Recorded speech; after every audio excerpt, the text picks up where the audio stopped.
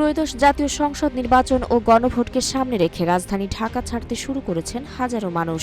Vote দেওয়ার পাশাপাশি টানা ছুটির সুযোগ কাজে লাগিয়ে অনেকে পরিবারসহ নিজ নিজ এলাকায় যাচ্ছেন। এতে করে ঢাকার বাস টার্মিনাল, রেল স্টেশন ও লঞ্চ ঘাটে বাড়ছে যাত্রীর চাপ, আর ধীরে ধীরে ফাঁকা হচ্ছে রাজধানী।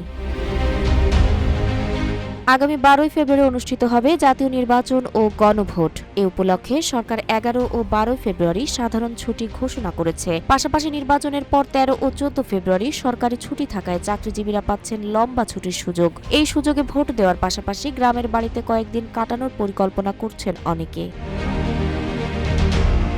বিশেষ করে তরুণ ও নতুন ভোটারদের মধ্যে দেখা যাচ্ছে বাড়তি আগ্রহ ও উচ্ছ্বাস। 2024 সালের গণ অভ্যুত্থানের পর এই নির্বাচনকে তারা শুধু ভোট নয়, বরং দেশ গড়ার দায়িত্ব হিসেবেই দেখছেন। তাই কোনোভাবেই ভোটের সুযোগ হাতছাড়া করতে চান না তারা।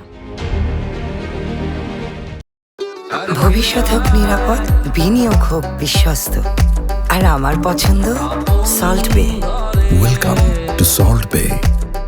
8 ফেব্রুয়ারি রাজধানীর মহাখালী, সায়দাবাদ সহ বিভিন্ন বাস টার্মিনালে দেখা যায় স্বাভাবিক সময়ের তুলনায় বেশি যাত্রীর ভিড়। অনেকেই পরিবার পরিজন নিয়ে গ্রামের পথে রওনা হয়েছেন। কেউ আগেভাগে পরিবার পাঠিয়ে দিচ্ছেন, আবার কেউ ছুটি শুরু হলেই যাওয়ার পরিকল্পনা করছেন। বিশ্ববিদ্যালয়ের শিক্ষার্থীদের মধ্যেও দেখা যাচ্ছে প্রথমবার ভোট দেবার আগ্রহ। শিক্ষার্থীদের ভাষ্যমতে পরিবারের সঙ্গে কেন্দ্রে গিয়ে নিজের পছন্দের প্রার্থীকে ভোট দেবেন। ভোট দেওয়ার আগে তারা এলাকার প্রার্থীদের সম্পর্কে খোঁজ খবরও নিচ্ছেন।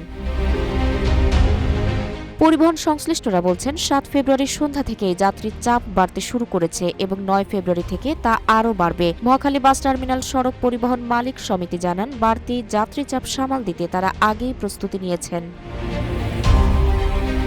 সব মিলিয়ে ভোটের আমেজ, লম্বা ছুটি আর নাগরিক দায়িত্ব পালনের তাগিদে রাজধানী ছেড়ে গ্রামমুখী মানুষের ঢল নেমেছে। ভোটকে ঘিরে স্বচ্ছ ও শান্তিপূর্ণ পরিবেশের প্রত্যাশা নিয়েই নিজ নিজ এলাকায় ফিরছেন সাধারণ ভোটাররা।